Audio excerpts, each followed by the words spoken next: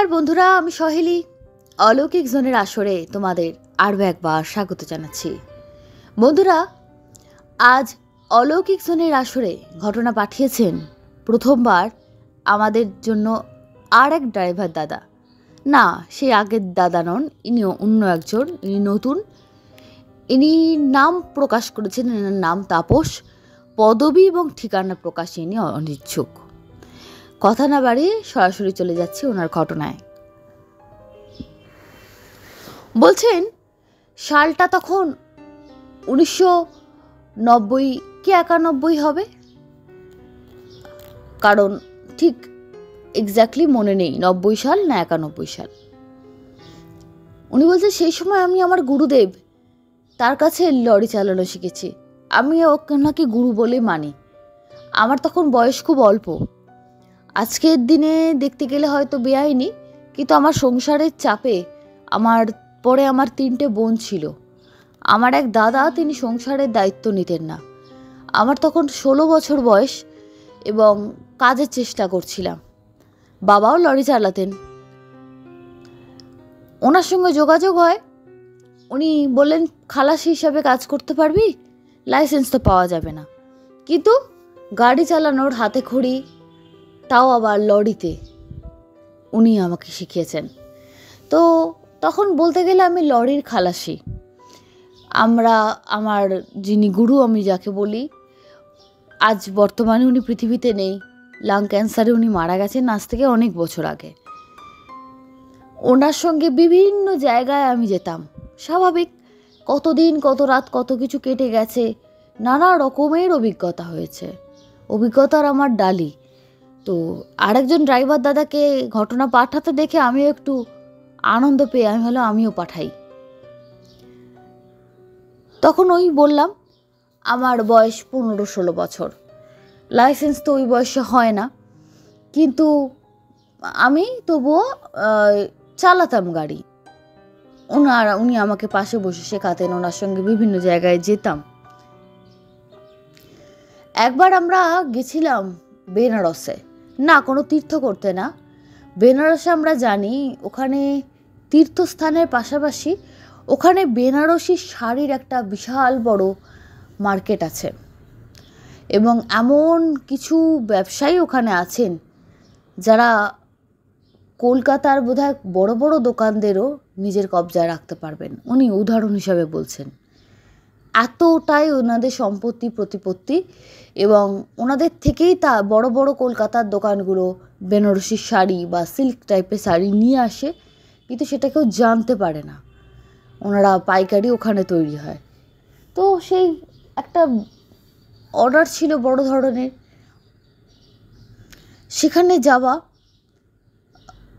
ওখানে গিয়ে যিনি ভদ্রলোক, তার খুবই বললাম আর্থিক অবস্থা সম্পন্ন, কিন্তু শাড়ি ছাড়া আর কিছু ছিল কি না ব্যাপার, সেটা কিন্তু আমরা বলতে পারবো না, কারণ আমাদেরকে মাল লোড করে দেওয়া হয়, তারপর মাল আনলোডিং হয় যেখানে পৌঁছাবার। এছাড়া খালাসি চালান ছাড়া আদার্স কিছু কিন্তু গুপ্ত যদি কিছু থাকে সেটা কিন্তু আমাদেরকে কখনোই স্বাভাবিকভাবে জানানো হয় না। তবুও আমার সেই গুরুদেব, উনি খুব খেয়াল রাখতেন যাতে তার লরিতে কোনোদিন কোনো খারাপ কিছু পাচার না হয়, পুলিশে যাতে ধরে হ্যারাস না করে, উনি ওগুলো নজরে রাখতেন।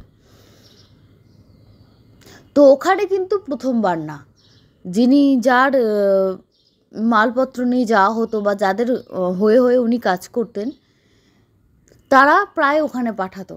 এছাড়াও আরও অনেক রকম মালপত্র ওনার লরিতে যাতায়াত করতো। তো সেবারে ওই বেনারসি শাড়িরই কিছু লট থাকবে, আরও বলেছিল আরও কিছু জিনিস থাকবে, তুমি নিয়ে চলে আসবে, কিছু পেটি তুলে দেবে লরিতে, নিয়ে চলে আসবে।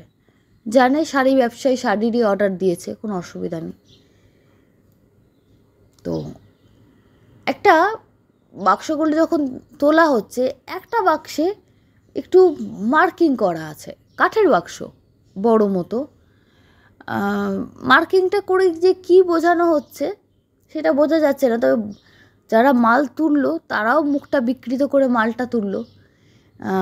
বেশ একটা পচা গন্ধ ছাড়লো, মানে নাক ফাক জ্বলে উঠলো।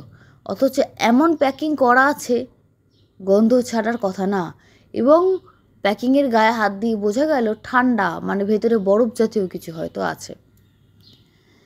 তো মালপত্র নিয়ে ওনারা চলে আসছেন, এ তো স্বাভাবিক কথা। কিন্তু ওনারা যখন গেছিলেন তখন হয়েছিল এক অদ্ভুত ঘটনা। মাল লোডিং আনলোডিং করার এই মাঝখানে রেতে ওনারা ওখানে 2 দিন ওনাদের থাকার কথা। যে ভদ্রলোকের হয়ে ওনার গুরুজি কাজ করতেন, তিনি বললেন, আমার এক সাধু বাবা, তিনি আমার গুরুদেব হন, তিনি কিছু জিনিস পাঠাবেন। তোমরা তো যেমন মালপত্র আনবে, সেই জিনিসটাও লরিতে তুলে নেবে, ঠিক আছে?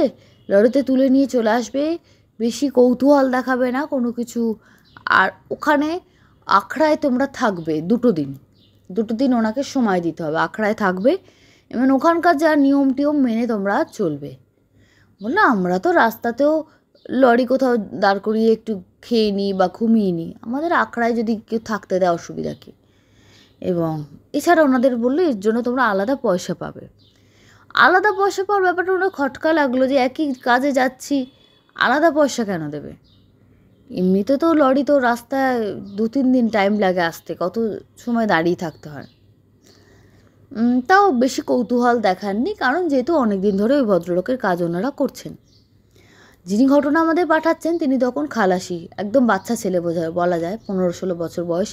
গুরুজির সঙ্গে যে আখড়ার অ্যাড্রেস পেলেন, সেটা হচ্ছে কাশীর যে বিশ্বনাথের যে ঘাট বা মণিকর্ণিকা ঘাট থেকে বলছে 1 কিলোমিটার কি তারও একটু বেশি দূরে হবে।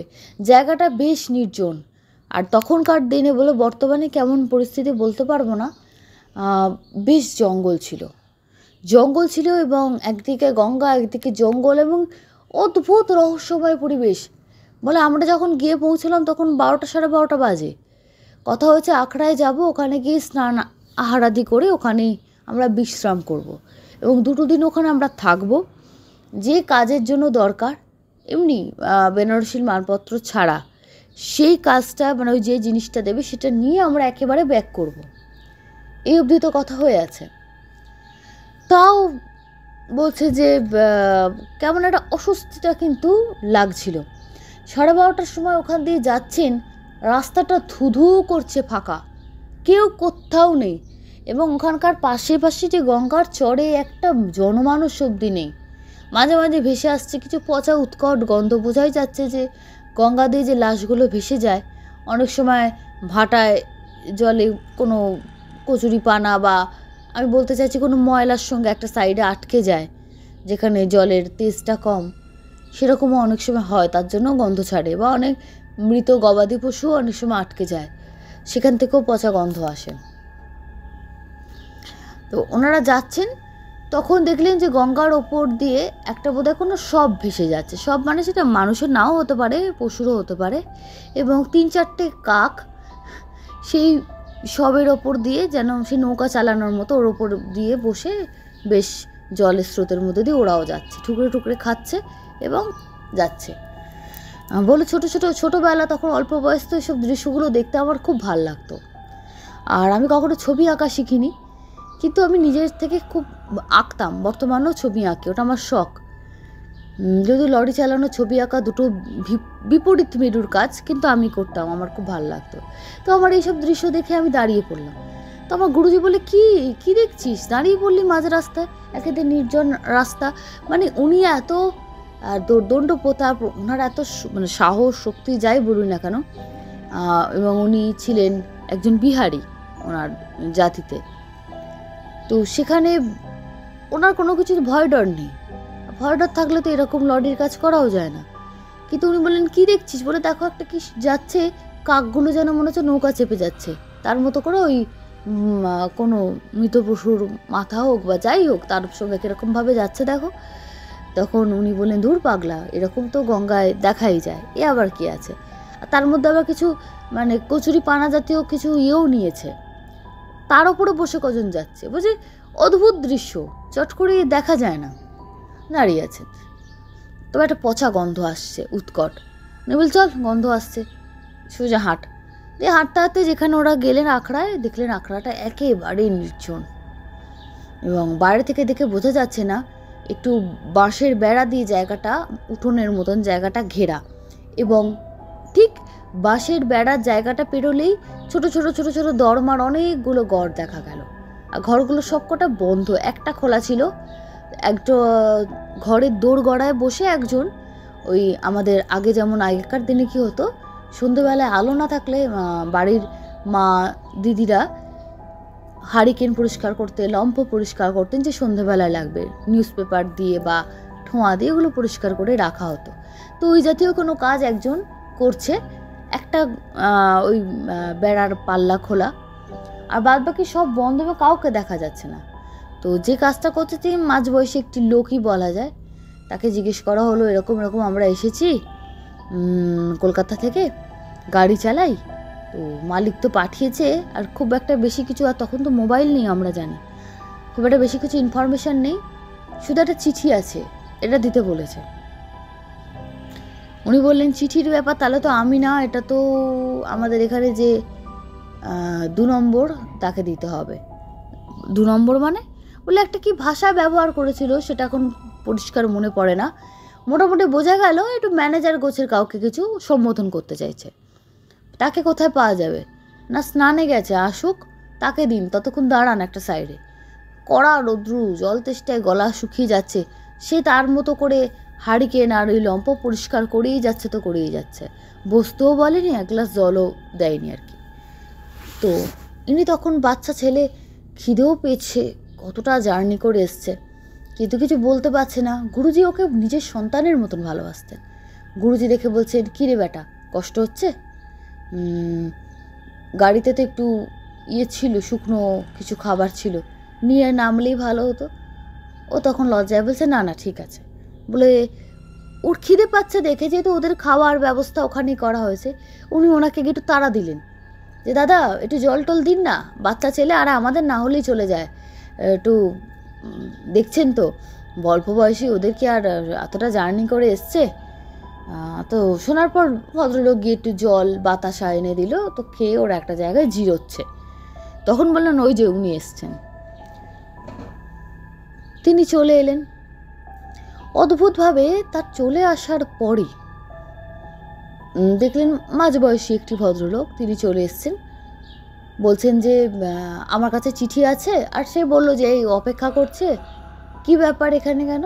বলে চিঠিটা আছে, এর থেকে বেশি কিছু জানি না।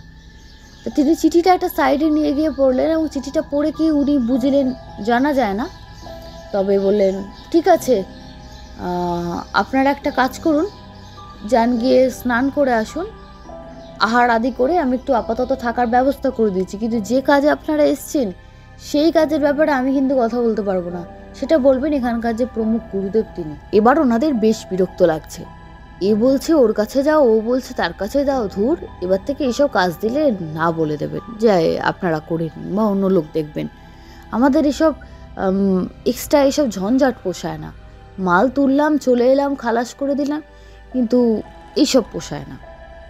উনিও বেশ বিরক্ত হয়ে বলছেন যে কি ঝামেলা বলতে, এ বলছে ওকে বলো, যাকে চল চান করে খাওয়া দাওয়া করে রেস্ট তো নিই।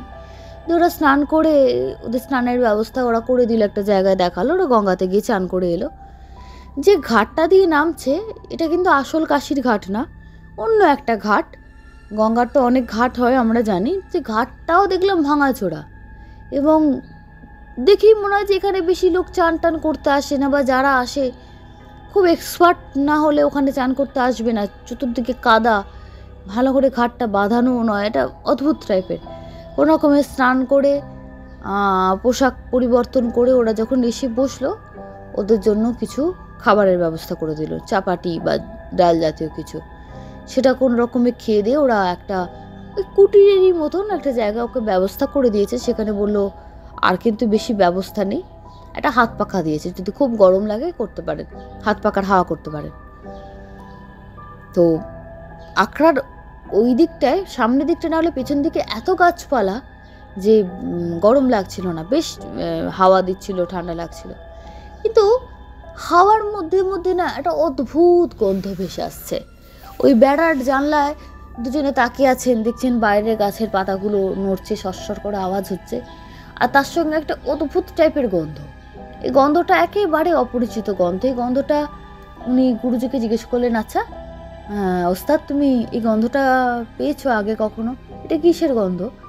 বলে কি জানি বাবু, এইসব তো গন্ধ পাইনি।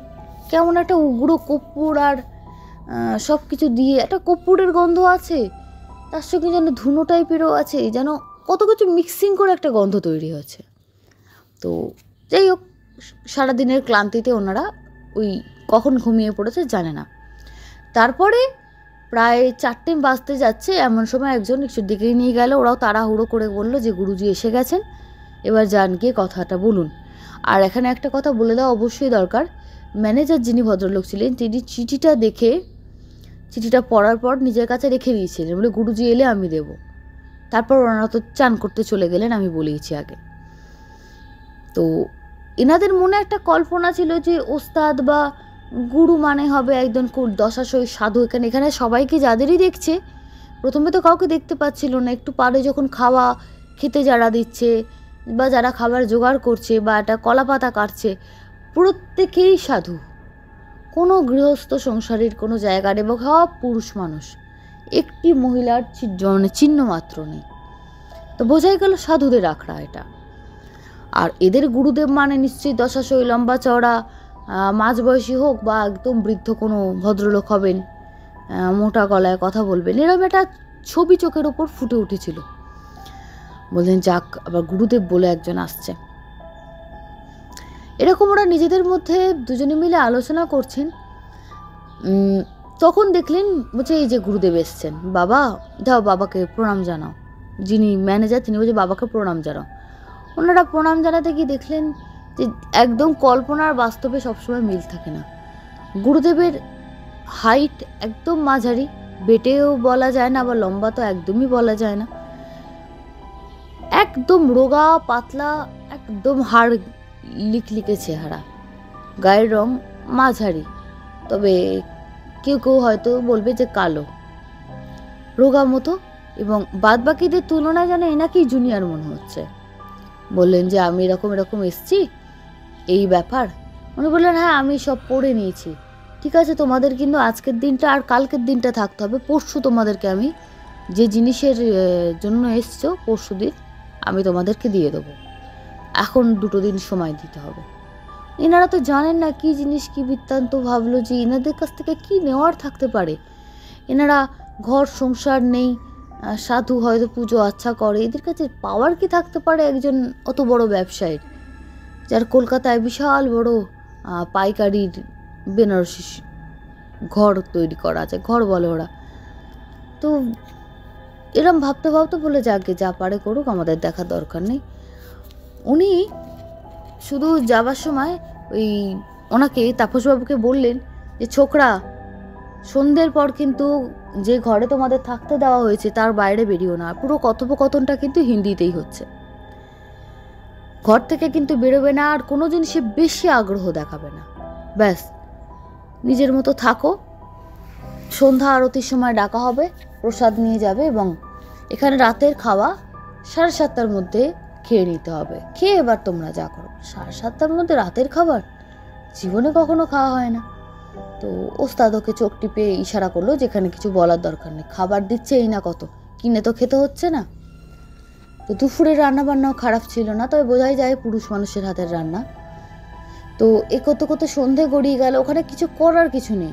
এবার উনি যেহেতু বারবারই বলছে ওনার বয়স কম, ওনারা ভালো লাগছিল না ওই সারা দিন সারা দুপুর ধরে ওই ঘরটার মধ্যে একটা ছোটো ঘরে বসে থাকতে। উনি ভাবছিলেন কিছু না হলে গঙ্গার হাওয়াও খেয়ে আসতে পারি, গঙ্গার ধারে বসে হইলেও তো মনটা পাল্টায়, বা যদি একটু কাশী বিশ্বনাথ দর্শন করা হতো, একটু ফল প্রসাদ যদি বাড়িতে মায়ের জন্য নেওয়া হতো, কারণ মা যখনই শুনেছে যে এবারের কাজের জন্য বেনারস যাব। আর আরেকটা কথা বলে রাখা দরকার, ওস্তাদ যখনই বেনারস গেছেন সবসময় কিন্তু এনাকে নিয়ে যাননি, কারণ তাপসবাবু তখন একদম নতুন, অনেক সময় অনেক এক্সপিরিয়েন্স খালাসিকে উনি দূরে দূরে নিয়ে যেতেন, এনাকে প্রথম প্রথম কাছাকাছি নিয়ে যেতেন তুলনামূলক। তো এতটা দূরে তখন সেবার উনি প্রথমবার যাত্রা করছেন। তো উনি বেরোতে যাচ্ছেন, এখন এমন সময় সেই গুরুজি চলে এসছেন। বলছে কোথায় যাচ্ছ, বলা হয়েছে না সন্ধ্যের পর বেরোবে না? বলছে একটু ঘরে থাকতে ভাল লাগছে না। বলছে সেই সময় আমি ভালো হিন্দিও বলতে পারতাম না, যে ঘরে ভালো লাগছে না, ওই জন্য বলে যাও ঘরের ভেতর যাও। একদম সেই স্কুলের হেডমাস্টারের মতো ধমক দিয়ে আমাকে ঘরে পাঠালেন। কেন বাইরের লোক ওভাবে কথা আমাকে কখনো বলেনি। বেশ মনটা খারাপ হচ্ছিল যে এইভাবে কথা বললো আমার সঙ্গে, চেনা নেই জানা নেই। ঠিক আছে, মন খারাপ করে গিয়ে সেই ঘরে মাটিতে একটা গদির মতো যেখানে ওদের শুতে দিয়েছিল সেখানে গিয়ে মন খারাপ করে শুয়ে পড়লো। ওস্তাদ ওনার পিঠে চাপড়ে বললো, বাবা রাগ করিস না, এরা সাধু সন্ন্যাসী, এদের কি আর ওসব বুদ্ধি আছে বা এদেরকে অত আছে, অত গায়ে মাখে না, থাক যা বলে বলুক, থাক, দুটো তো দিন, এই তো আজকের দিনটা কেটেই গেল ধর, আর কালকের দিনটা, পরের দিন সকাল হলেই আমরা বেরিয়ে পড়ব। এমন সময় ঠিক রাত তখন প্রায় 8টা সাড়ে 8টা বাজে, একটা কান্নার শব্দ বাইরে থেকে, কান্নার রোল, এবং তার সঙ্গে অনেক জোরে ফিসফিস করে চিৎকারের আওয়াজ। অনেকক্ষণ ওরা ঘরে বসেছিল, তারপর থাকতে না পেরে বেরিয়ে গেল। যে কী হচ্ছে দেখি ওস্তাদও বেরোলো, ওস্তাদের সঙ্গে উনিও বেরোলেন। দেখলেন বাইরে একটা 25-26 বছরের ছেলের মৃতদেহ পড়ে আছে। ছেলেটির মা হোক বা বাড়ির মহিলারা হোক, তার বুকের ওপর পড়ে গিয়ে কাঁদছে, যেমন হয় আর কি স্বাভাবিকভাবে, প্রচণ্ড কান্নাকাটি করছে। এবং আরেকটা লোক, মনে হলো ছেলেটির বাবা, তিনি তার স্ত্রীকে বলছেন, তোমার ছেলেকে যেখানে দিয়ে যাচ্ছি, এখানে দিয়ে যাওয়ার পর তোমার ছেলেরা চিন্তা থাকবে না। ছেলেটির মাকে দেখে মনে হলো না যে এই প্রস্তাবে সে খুব খুশি হলো, যদিও তার সেই অবস্থা নেই, তাকে মা বোঝাই যাচ্ছে। তার কান্নাকাটি দেখে অচেনা অপরিচিত হলেও বুকটা ওনাদের ফেটে যাচ্ছিল। গুরুজির কাছে বারবার বলছেন, বাবা কতবার এসছি, হিন্দিতেই বলছে, কতবার তোমার কাছে এলাম, কত ওষুধ তুমি দিলে, কিছুতেই তো কিছু হলো না। গুরুজি তখন ওনাকে শান্ত করে বলছেন, তোর ছেলে এবার নতুন জীবন পাবে, এই নতুন জীবনে তার রোগ ব্যাধি কিচ্ছু থাকবে না। তুই গরিব মানুষ, চিকিৎসা তো করলি, আমরাও চেষ্টা করলাম, সবসময় আমাদের হাতে কিছু থাকে না। তো এইসব কিছুক্ষণ দেখার পর গুরুজি আমাকে, আমার ওস্তাদজি আর কি, আমাকে ইশারা করলেন যে চল ভেতরে গিয়ে বসি, এই দুঃখ কষ্ট চোখে দেখা যায় না। আর পরিবারটাকে দেখে খুবই খারাপ লাগছে।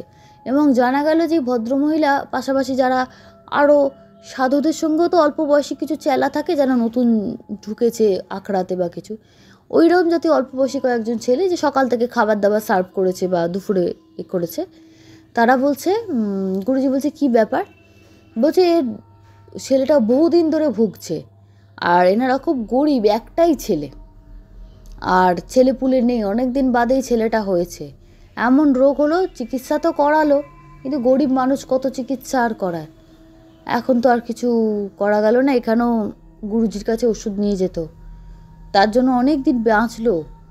ডাক্তার 6 মাস বলেছিল, গুরুজি তোকে 2 বছর টেনে দিল, কিন্তু ওই যে টাইম হয়ে গেছে, যেতে হবে, তবে এবার একটা নতুন জীবন পাবেও। আমার ওস্তাদজি এমন ভুরু কুচকে তাকালেন যে এমনভাবে বলছে নতুন জীবন পাবে, যেন মনে হচ্ছে পরলোক তত্ত্ব জেনে বসে আছে, যে কোন আত্মা মারা যাওয়ার পর কবে পুনর্জন্ম হয়, এরকম টাইপের লাগছে।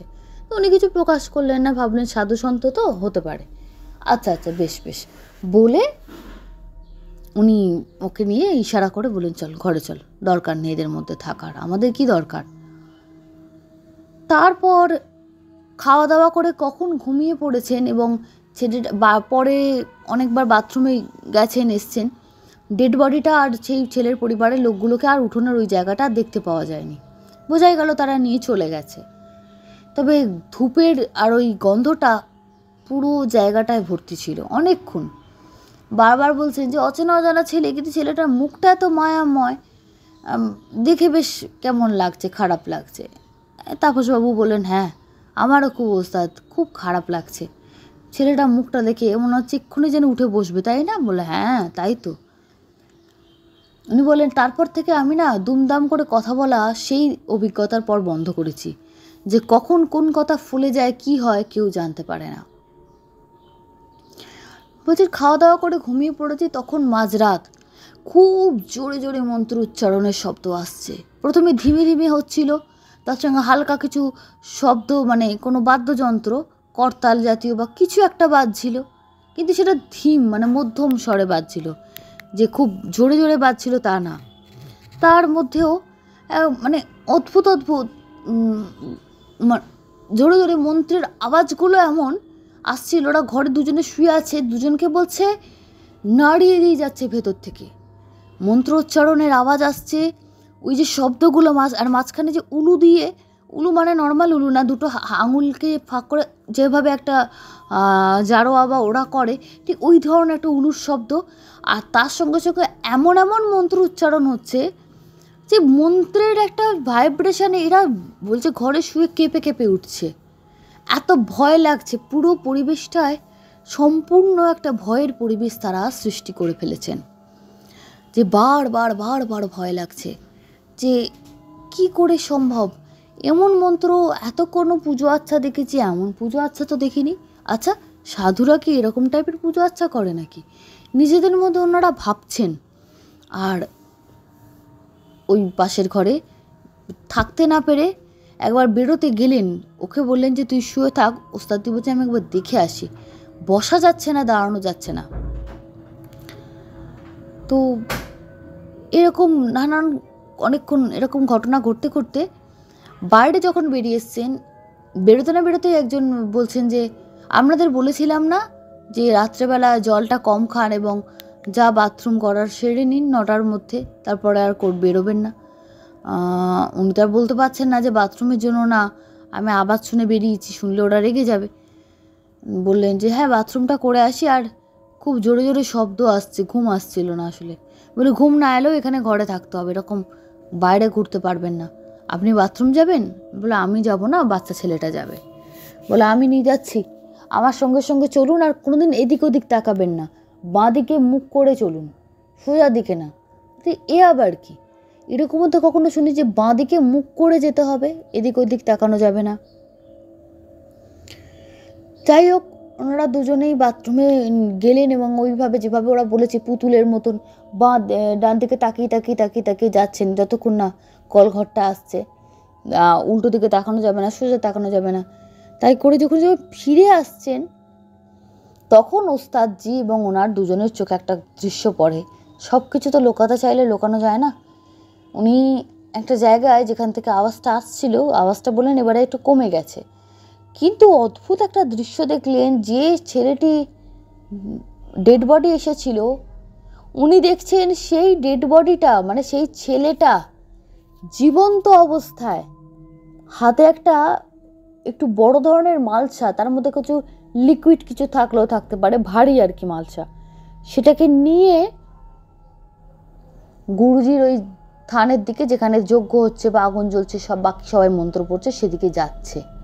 একটা ছোট্ট দৃশ্য, যে মালসার মতন একটা বড় মোটা মাটির একটা পাত্র নিয়ে যাচ্ছে, এবং তার হাঁটা দেখে বোঝা যাচ্ছে যে অসুস্থ বা হাঁটতে পারছে না বা জিনিসটার ভার বহন করতে পারছে না, চোখগুলো স্থির, ও হেঁটে ওখানে যাচ্ছে।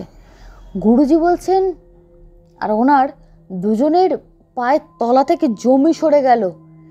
মৃত ছেলেটা যার মা বাবা কাঁদছিল, তাকে এখন দেখছি মাটির ওই কি একটা ভারী, তাতে জল জাতীয় থাকতে পারে বা কোনো কিছু থাকতে পারে, দূর থেকে তো বোঝা যাচ্ছে না, কিন্তু ভারী ও তোলার কায়দা, পর হাঁটার কায়দা থেকে বোঝা যাচ্ছে যে মাটির পাত্রটা খুব ভারী। ওই ছেলেটিকে দেখে ওদের একটা শরীরের মধ্যে শরীর ছিল না, কোনো রকমের ভেতরে গিয়ে যখন বসলো, মনে হচ্ছে ওরা বসেনি, ওদের বডিটা বসছে, আত্মাটা মনে হয় ওদের শরীর থেকে বেরিয়ে গেছে, এতটা ভয় ওদের লেগেছে। গুরুজি নিজের ইষ্ট নাম জপ করছেন, গুরুজির গলায় মালা ছিল। বলি ওরে বাপরে, ভাবে কোথায় এলাম, এটা ছাড়া বেশি কিছু বলতে পারছে না। কারণ যাদের এত ক্ষমতা, একটা মৃত মানুষকে হাঁটাচ্ছে, তাকে দিয়ে কাজ করাচ্ছে, তারা তো মানে চাইলে আমাদের সেকেন্ডের মধ্যে মেরে ফেলতে পারে। তাতে মানে একটা মন্ত্রে ফু দিলেই বোধহয় আমরা মরে যাবো, আমাদেরকে মানে বিষ খাইয়েও মারতে হবে না। যে গুরুজিকে দেখে মনে হচ্ছিল রোগা পাতলা, দেখে বোঝাই যায় না যে গুরুজি বা ইনি হেড হতে পারেন এদের, তার এত ক্ষমতা। এই প্রথমবার উনি বললেন, আমার বিশ্বাস হলো যে মানুষকে দেখে কখনো বিচার করতে নেই। আমরা আজকের যুগে সোশ্যাল মিডিয়াতে বলুন বা কোনো পত্রপত্রিকায় বড় বড় তিলক কাটা সাধু বাবাদের, তাদের সম্মান রক্ষার্থেই বলছি, আমরা ভাবে এনারা হয়তো বড়, এদের থেকে বড় কেউ হয়তো নেই, কিন্তু যারা সত্যিকারের তন্ত্র জানে, সত্যিকারের এই গুপ্ত সাধনা জানে, উনি বললেন এই জীবনে প্রথম বুঝলাম যে তাদের দেখলে কিন্তু কেউ বিশ্বাসই করবে না তাদের কাছে এমন ক্ষমতা আছে। তারা ওরকম অদ্ভুত টাইপের কিছু কাজই করবে না বা এমন কিছু পোশাকই পরবে না যে তাদের থেকে দৃষ্টি আকর্ষণ হয়। বলছেন বাদ বাকি যে সাধুদের দেখেছিলাম যখন থেকে আমরা ওখানে গেছি, যাকে গুরুজি বলে ওনারা সম্বোধন করছে, তার পোশাক আশাক হাবভাব, সাধু তো সাধুর মতন গেরুয়া পোশাক, গেরুয়া একটা হাফ হাতা জামা মতো পরে আছেন, কিন্তু আর একটা গলায় একটা হালকা একটা মালা, সেটা সাধারণ অনেকেই গলায় পরে থাকেন সাধারণ লোকেরাও।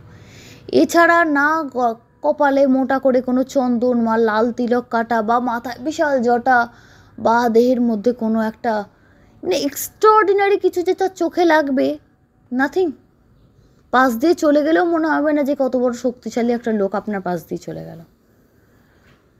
তারপর সারা রাত বলছেন ঘুম তো এলোই না, ভয়ে কাঁপতে কাঁপতে কখন দুজনের জ্বর এসে গেছে ওরা বুঝতে পারছে না। বলছে জ্বরটা আমাদের ভয় থেকে এসেছে, আমরা যে কি ভয় পেয়েছি চিন্তা করা যায় না। তারপর কিছুক্ষণ বাদে থেকে শুরু হলো পচা গন্ধ। সে পচা গন্ধে টেকা দায়, মানে বমি হবার জোগাড়।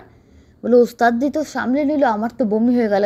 যেহেতু ঘর থেকে বেরোতে ওরা বারণ করেছে, ঘরের এক কোনায় আমার গা গুলি উঠল, আমি বমি করে ফেললাম।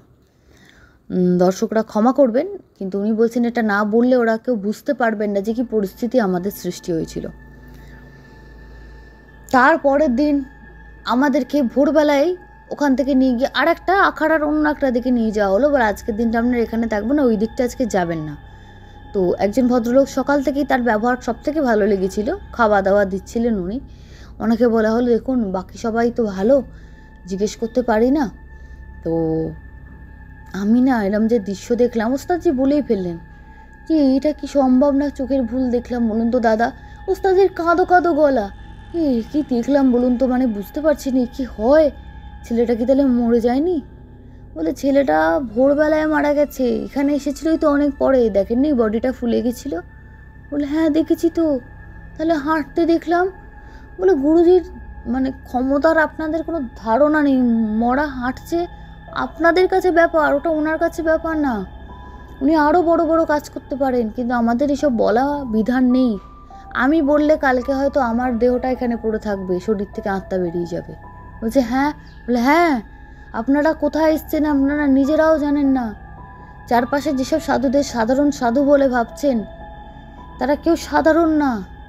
ব্যাস আমি বরং এই ফিল্ডে বলতে চাইছেন বছর দুয়েকের হলো এসছি, কিন্তু যারা আছেন আর যাকে তা প্রথমে এসে দেখছিলেন যে পরিষ্কার করছে, লম্ফ পরিষ্কার করছে, হারিকেন পরিষ্কার করছে, খুব সাধারণ একজন লোক মনে হচ্ছিল আপনাদের। এবারের ওই মৃত ব্যক্তির জাগানোর কাজটা এবার তিনি করেছেন, গুরুদেবকে করতেই হয়নি। বলছে ছোটোখাটো কাজ নাকি ওই ভদ্রলোক করেন। বলে এটা ছোটোখাটো কাজ? বলছে হ্যাঁ যান, এবার আর প্রশ্ন করবেন না, আপনাদের তো বিপদ হবে, আমার বড় বিপদ হয়ে যাবে, আমাদের তো এখানেই থাকতে হবে। বলছে না না না না। বলে এসব শিখতে আসেন কেন? বলে আমি কোনো উত্তর দিতে পারবো না, আমাদের কোনো নিয়ম নেই। বলে আচ্ছা আচ্ছা ঠিক আছে, থাক থাক, আর কোনো কথা বাড়াতে চাই না। তো সেইখানে ওদের সেই রাত্রিটা কেটে গেল। খাবার দাবার ওরা এসেছেন দিয়ে গেছেন, কলঘরে যাওয়ার দরকার হলে একবার হাঁক দিতেন ভেতর থেকে, ওরা এসে কলঘরে নিয়ে যেত। জলও সারাদিন কম খেয়েছে যাতে বারবার কলঘরে যেতে না হয়। মানে কীভাবে পরের দিনটা ওরা কাটিয়েছেন। বলে মাঝে মাঝে পচা গন্ধ আসছে সারাদিন, মাঝে মাঝে আসছে ধুনো ধূপের গন্ধ, আর বিকেলের পর থেকে বলছে একটা সুন্দর হাসনুহানা ফুল যারা জানেন খুব উগ্র গন্ধ, সেরকম গন্ধ আসতে শুরু করলো। বলে সারাদিনের পচা গন্ধ, সারাদিনের জেগে বলে যেন ফুলের গন্ধ বিকেলের পর থেকে আর ভয়ও লাগছে না, গন্ধটাও ছড়িয়ে গেছে। এবং 7:30 8টা বাজে তখন বললেন যে সেই গুরুজি আমাদের এই ঘরটা এলেন, এসে বললেন যে কিছু নাকি রেখেছেন শুনলাম, তো বাইরে গিয়ে এগুলো আলোচনা করবেন না। বললো না, আর যদি কখনো করেনও আমাদের কিন্তু অ্যাড্রেস বা কিছু বলবেন না, আমাদের কাছে কিন্তু আমি জানতে পারবো, আমরা পুলিশের থেকেও কিন্তু সাংঘাতিক। বললো আমি বুঝে গেছি, আমাকে বলার দরকার নেই। হাসলেন, কিছু বললেন না। কিছু বাবার প্রসাদ এনেছেন ভোলানাথের, বললেন প্রসাদটা খেয়ে নিন। তো সাহস হচ্ছিল না প্রসাদ খেতে। বলে আমি তোমাদের প্রসাদ দিয়ে কিছু করব না, আমার করার থাকলে আমার প্রসাদ খাওয়ানো তোমাদের দরকার পড়বে না, যাও অত উল্টো পাল্টা না চিন্তা করে নিজেরা আজকে বিশ্রাম নাও, কালকে সকালে 5টার সময় আমি ডাকবো ভোরবেলা, আমি তোমাদের জিনিসটি দিয়ে দেবো, তোমরা নিয়ে বেরিয়ে চলে যাবে ভোর 5টায়। বলো আচ্ছা ঠিক আছে। সে রাতটা কোনো রকমে কাটাতো। রাত্রিবেলা যখন গভীর রাতে ওরা শুনেছেন, তখন 2:30-3টে বাজে, যে কোনো শিয়াল বা কিছু যদি একটা গবাদি পশু, ধরুন মুরগি বা কাউকে ধরলে সে যেমন চ্যাঁ চ্যাঁ করে শব্দ করে, সারা রাত ওরকম শব্দ আসছে। বলছি এমন একটা বিকট পরিবেশ আর অদ্ভুত রহস্যময়, অদ্ভুত ভয়, যে মানুষ এমনি অসুস্থ হয়ে যাবে। আপনাকে যতই ভালো খাবার দিক, আপনি ওখানে সুস্থ থাকতে পারবেন না, এমন ভয় আপনাকে চেপে ধরবে। পরের দিন ভোরবেলা ওই জিনিসটা নিয়ে উনি চলে গেলেন। বলছেন খুব ভারী না, মোটামুটি একটা বড় প্যাকেট বলা যায় না, বাক্স, পুরো একটা সিল করা আছে। সেটা নিয়ে যখন যাচ্ছেন, মাঝে মাঝে ভালো গন্ধ আসছিল, কিন্তু কিছুক্ষণ পর যেই সূর্যের আলোটা ফুটতে শুরু করলো, পচা গন্ধ ছাড়ছিল। যাই হোক, বাদবাকি মালপত্রের সঙ্গে ওটাকেও লড়িতে তুলে ওরা রওনা দিলেন। রওনা দেওয়ার পর রাস্তাঘাটে সত্যি কথা বলতে কিছু ঘটেনি। শুধু গুরুজি বলেছেন কখনো যদি কোনো কিছু ভয় লাগে বা কিছু লাগে, একটা মায়ের মন্ত্র বলেছে, এবার এটা বলতে বলতে যাবে, ভয় লাগবে না। বলে থেকে থেকে হয়তো একটু একটু ভয় লাগতে পারে, গাড়ি চালাচ্ছে একটু একটু ভয় লাগলো, হতে পারে, তখন এই মন্ত্রটা বলবে। ওরা বলেছেন দুজনেই। বলছেন জিজ্ঞেস করতে সাহসই পেলাম না ওনাকে, একটা সাধারণ চেহারার মানুষকে দেখেও যে এতটা ভয় লাগতে পারে এই বললে, এটাও একটা প্রথম অভিজ্ঞতা। জিজ্ঞেস করার সাহস পেলাম না যে এটা অ্যাকচুয়ালি কী দিচ্ছেন, এর মধ্যে কী আছে আর আমরা কী নিয়ে যাচ্ছি। বলে মুখ থেকে আমার বেরোলো না। এদিকে আমার মানে মনের যে ইচ্ছা বা কিউরিয়াসিটি যাকে বলে, সেটা কিন্তু 16 আনা, কিন্তু সাহস পেলেন না। তারপর ফিরে এলেন, বাদ বাকি বেনারসি বা কাপড়ের যা মালপত্র ছিল সেটাও তুলে নিয়েছিলেন। সমস্ত কিছু করে ফেরার পর এবার উনি তো তখন আরও অনেক লরি চালাতেন। তারপরে বললেন মোটামুটি মাসখানেক হয়ে গেছে, ব্যাপারটা আস্তে আস্তে আস্তে আস্তে ভুলতে তো পারি না, একটু সয়ে গেছে, আর আগের মতো সে ঝটকা লাগে না। তারপর শুতে গেলে, বসতে গেলে, একা থাকলে বলে দুজনেরই আমাদের ওটা মনে পড়তো, আমরা আলোচনা করতাম যে কি ভয়ঙ্কর সে দৃশ্য। তারপর এখানে একটা কথা বলি, যে মালিকের হয়ে ওরা কাজ করতেন, যে বললাম কলকাতার বিশাল বড় বস্ত্র ব্যবসায়ী এবং আড়তদার বলা যায়, যাদের কাছে অ্যাকচুয়ালি, বা আমরা স্বাভাবিকভাবে যাদের হোলসেলার বলি, ওদের কাছে অ্যাকচুয়ালি বড় বড় দোকান থেকে কিনে নিয়ে যায়, শোনা কথা উনি বলছেন। ওখানে সব স্টকটা ওখানেই জড়ো হয়। তো এরকম অনেকেই আছেন, কিন্তু ওনারা খুবই অবস্থা সম্পন্ন, এবং এনাদেরও তাই, এরা এত অবস্থা সম্পন্ন, এদের কোনো বড় দোকান নেই, একটা ছোট হয়তো ঘরের মধ্যে থেকে এরা কাজ চালায়, এবং একটা গোডাউনটা আছে, কিন্তু চট করে দেখলে মনে হবে যে যে দোকানগুলোর শাড়ি কিনে নিয়ে যায় তারা যেন এদের থেকে বেশি প্রতিপত্তিশীল, আসলে কিন্তু নয়।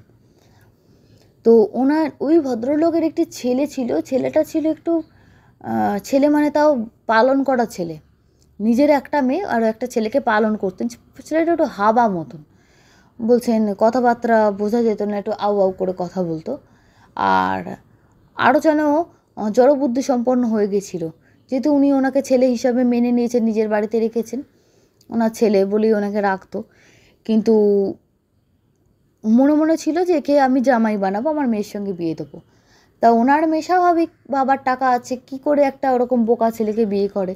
বলে আমি কিছুতেই এরকম বোকা ছেলেকে বিয়ে করব না, একটা সুস্থ ছেলে হয় তাকে বিয়ে করা যায়। তো এটা নিয়ে যে ঝামেলা ছিল ওনারা জানতেন। তো এর পরের দিন যখন ওখানে গেলাম, বেনারসের কথা বলছেন না, কলকাতায় কথা বলছেন, ওদের বসত বাড়ি থেকে অনেকটা দূরে একটি লজ ভাড়া করে বেহালার সাইডে, বলছেন বেশ ফাঁকা ফাঁকা জায়গায় মেয়েটির বিয়ের আসর বসেছে। মেয়েটার বিয়ে ঠিক হয়ে গেছে, যার সঙ্গে বিয়ে হচ্ছিল, মানে কথা হয়েছিল, ছেলেটি একটু হাবা গোছের, তার সঙ্গেই বিয়ে আর কি হবে। ক্ষমা করবেন এই হাবা শব্দটা প্রয়োগ করার জন্য, কারণ উনি যেটা লিখেছেন আমি কিন্তু সেটাই বলছি, নিজে থেকে আমি কিছু বলছি না। আর পুরোপুরি মানসিক ভারসাম্যহীন বললেও এই ছেলেটি সম্পর্কে বাজে কথা বলা হবে। ছেলেটি বোকা বোকা গোছের, কিন্তু মানসিক ভারসাম্যহীন ছিল না। টুকটাক ওই আড়তে অনেক মানে হয় না, এটা নিয়ে আয় ওটা নিয়ে, এই জাতীয় কাজ কিন্তু করতো, কিন্তু সাধারণদের থেকে একটু হয়তো বুদ্ধি কম, এটা বলা যেতে পারে। বিয়ের দিন সেই ছেলেকে শুধু চেহারায় মিল, মানে হাসছে, কথা বলছে, যেন মনে হচ্ছে তখন বিয়ে হয়ে গেছে, ওরা খাওয়া দাওয়া করছে, বর কনে বসে আছে চেয়ারে, এমন বন্ধুবান্ধবদের সঙ্গে কথা বলছে, গল্প করছে, মনে হচ্ছে যেন আর স্মার্ট ছেলে, মানে সেই ছেলেকে চেনা যাচ্ছে না। তবে একবার যখন একজন উঠে আসতে বলছে, উঠে এসো, এনারা বয়স্ক কেউ এসছেন, নমস্কার করতে হবে, ওঠার ওই কায়দাটা দেখে ওনার বুকটা ধরাস করে উঠল। ওঠার কায়দা বা হাঁটার কায়দাটা ছেলেটাকে স্বাভাবিকভাবে যখন দেখেছিল সেভাবে সেরকম আর নেই। এই কায়দাটা সেই মৃত ছেলেটার মতো, যাকে সেই রাত্রে হাঁটতে দেখেছিলেন। বলে দুজনে এক জিনিস দেখলাম, আমাদের মুখ দিয়ে ভাষা সরছিল না, আমরা একে অপরের দিকে তাকালাম, আমরা চোখ দিয়ে আমরা কথা বললাম, দুজনকে ইশারা করলাম, যে উনিও বললেন হ্যাঁ সেই। ওই কারুর প্রাণ শক্তি কারুর মধ্যে দেওয়া যায় কি না, বা মৃত ব্যক্তির আত্মাকে মৃত্যুর কয়েক ঘন্টার মধ্যে অন্য জায়গায় স্থাপন করা যায় কি না, এসব আমি জানি না, কোনো আইডিয়া নেই। কিন্তু আমি যে চোখে যা দেখেছি সেটুকু আমি আপনাদের সঙ্গে শেয়ার করলাম। অসামান্য ঘটনা, গা হিম হয়ে আসার মতো ঘটনা, মানে এই ঘটনায় সত্যি গা হিম হয়ে যায়। বন্ধুরা, তোমাদের কেমন লাগলো অবশ্যই জানিও। সরাসরি চলে যাচ্ছি বন্ধুরা কমেন্ট বক্স সেকশনে। আগের দিন কমেন্ট বক্সটা পড়া হয়নি, দেখিনি কারা কারা কমেন্ট করেছেন গীতা গোস্বামী, এছাড়া কমেন্ট করেছেন অমিয় দত্ত, অনুষ্কা সরকার, কাকলি দাস, তিলোত্তমা দে, বিশ্বদীপ মুখোপাধ্যায়। আচ্ছা, আর দেখিনি কারা কারা করছেন। Swadhin Pal, lot of thanks for presentation, unique ঘটনা। অমিতা ঠাকুর, সুস্মিতা আকুলি কমেন্ট করেছেন, স্বাগতা লিখেছেন happy Diwali in advance, thank you so much. আরও অনেকে আমাকে রিকোয়েস্ট করেছিলেন, কমেন্টটা আমি খুঁজছি বন্ধুরা, যে বলেছিলেন যে প্লিজ আমার কমেন্ট যেন একদম পড়া হয়, আর আমিও তাকে কথা দিয়েছিলাম যে আমি পড়ব, কিন্তু আমি খুঁজছি, কারণ আমি চেষ্টা করি তোমাদের কমেন্ট যাতে পড়া যায়। তোমাদের আশীর্বাদে এখন আমরা সত্যিই অনেক কমেন্ট পাই। আচ্ছা, আগের দিন একজন আমার একটা ভুল সংশোধন করেছেন, তাকে আমি ধন্যবাদ জানাবো। তিনি হলেন এ ঘোষ 1982, লিখেছেন পঞ্চগব্য না, কথাটি হবে পঞ্চামৃত, দুধ দই মধু চিনি ঘি। ধন্যবাদ আপনাকে। মনে ভক্তি থাকলে ঈশ্বরকে নিজের দু চোখে খুঁজে পাওয়া যায়, হর হর মহাদেব, লিখেছেন সায়ন্তন। মাম্পি বেলদার লিখেছেন খুব ভালো লাগলো দিদিভাই, সবার নামের সাথে আমার নামটা নেবে, আমার ভালো লাগবে। এই যে আপনার কমেন্টটি আমি আজকে খুঁজছিলাম, আমার সত্যি ভালো লাগলো যে আপনার কমেন্ট আমি খুঁজে পেলাম। এবং আপনারা যারা ভাবেন আমি কমেন্ট ইন্টেনশনালি পড়ি না বা বাদ দিয়ে যাই, সেটা কিন্তু একদমই ঠিক না, আমি চেষ্টা করি সবার কমেন্ট পড়ার। ভালো থাকবেন আপনারা, ধন্যবাদ, শুভরাত্রি।